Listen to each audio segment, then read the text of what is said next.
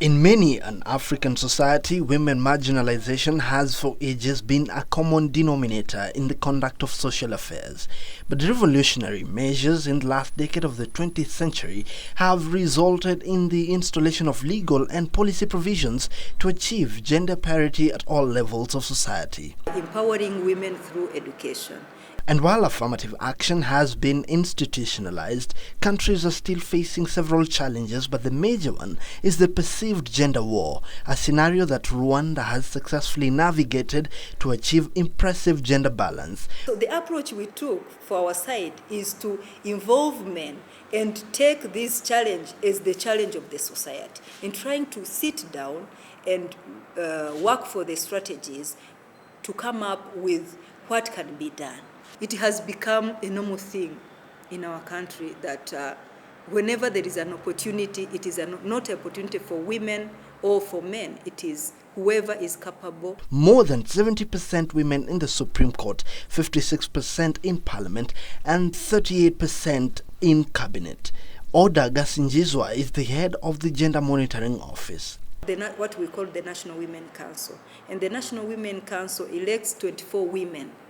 Two women from each area. So these 24 women are elected and are included together with other women who came from other political parties, who have been elected from other political parties. So this has helped us, the number to be, to be more than 30%. Political leadership, but also national resilience.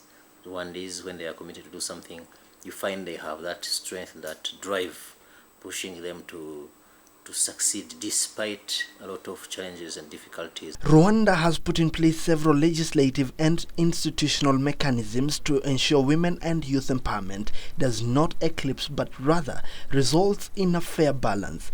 We have laws which have been reviewed. For example, we have gender-based violence law, which was put in place in 2008. We have also the land law.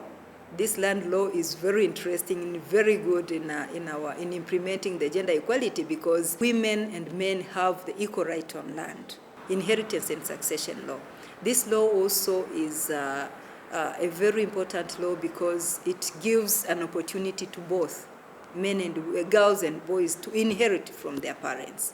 Every Rwandan, regardless of ethnic belonging, regardless of gender, regardless of religion, has equal rights. So the story of Rwanda is perhaps a lesson to many an African country, Kenya included, as the push for gender balance gathers momentum, especially with affirmative action now firmly embedded in the Constitution. We do borrow from one another. We learn from common experience. We also globally, in terms of global politics, we always consult with one another. What is it that the East African part of the continent wants as a bloc vis-a-vis any global issue? So we do have these mechanisms and we use them. Milton Yakundi for Channel 1 Weekend in Kigali, Rwanda.